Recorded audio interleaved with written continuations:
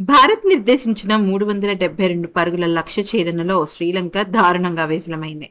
అయితే ఇక్కడ గాలే వేదికగా జరిగిన మొదటి టెస్ట్ మ్యాచ్లో భారత జట్టు గెలిచింది. 2 టెస్ట్ మ్యాచ్ల్లో భారత జట్టు ఒక మ్యాచ్ ఆల్రెడీ గెలిచేసింది. సో ఈ సిరీస్ 1-0తో భారత ఆధిక్యంలో ఉంది. అయితే ఈ గెలుపు డబ్ల్యూటీసీ ఫైనల్ సమీకరణాలను పూర్తిగా మార్చేసింది అనడంలో ఎటువంటి సందేహం లేదు. అంతకు మునుపు కేవలం 48.1% భారత్ పాయింట్స్ టేబుల్లో విన్నింగ్ పర్సంటేజ్ ఉండేది. అది కాస్త ఇప్పుడు ఏకంగా 53.5కి పెరిగింది. తద్వారా మొదటి నుంచి 4వ స్థానంలో ఉన్న బంగ్లాదేశ్ 66 పాయింట్లకు చేరువగా భారత్ అడుగులు వేస్తుంది. ప్రస్తుతం ఆస్ట్రేలియా కనుక చూసినట్టయితే 77%తో ఉంది. నెక్స్ట్ సౌత్ ఆఫ్రికా, అలాగే న్యూజిలాండ్ థర్డ్ పొజిషన్స్లో ఉంది. మనం నెక్స్ట్ మ్యాచ్ కనుక అంటే శ్రీలంకతో మ్యాచ్ కనుక గెలిస్తే ఖచ్చితంగా మనం 4th పొజిషన్లోకి వెళ్ళడం ఖాయం. అప్పుడు 5th పొజిషన్కి అంటే ఇప్పుడున్న మన భారత్ పొజిషన్కి మా బంగ్లాదేశ్ వచ్చేస్తుంది.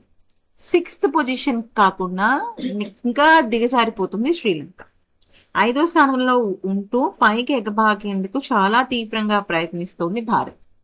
రాబోయే మ్యాచ్లో గెలిస్తే టాప్ 4కి ప్రవేశించే అవకాశం చాలా స్పష్టంగా కనబడుతుంది. అయితే గెలిచినప్పటికీ అంటే ఈ టెస్ట్ మ్యాచ్లో గెలిచినప్పటికీ ఫైనల్స్లోకి అడుగు పెట్టడం అనేది it's not a small thing, చాలా పెద్ద విషయం. ఎందుకంటే డబ్ల్యూటీసీ సైకిల్లో భారత్ మరొక 8 మ్యాచ్లు ఆడాల్సి ఉంటుంది. శ్రీలంకతో ఇంకొక టెస్ట్ మ్యాచ్, కివీస్తో 2, ఆస్ట్రేలియాతో 5 టెస్ట్ మ్యాచ్లు ఆడాలి. ఫైనల్ బర్త్ ఖరారు చేసుకోవాలి అంటే 8ట్లో కనీసం 6 మ్యాచ్ల్లో భారత్ తప్పక గెలవాలి. మరి ముఖ్యంగా ఇప్పుడు శ్రీలంకతో మ్యాచ్ గెలిచిన తర్వాత న్యూజిలాండ్తో 2, ఆస్ట్రేలియాతో 3 కనీసం గెలవాలి. గెలిస్తే సమీకరణాలతో సంబంధం లేకుండా వెళ్ళే అవకాశం కనిపిస్తుంది. అదే సమయంలో పట్టికలో తమ కంటే ముందు జట్లు ఓడిపోతేనే టైటిల్ పోరుకు మార్గం ఈజీ అవుతుంది. సో ఇక శ్రీలంక జట్టు ఆల్మోస్ట్ అవకాశాలన్నీ ఆవిరైపోయాయి. Sri Lanka, England, Pakistan, West Indies almost out of the race.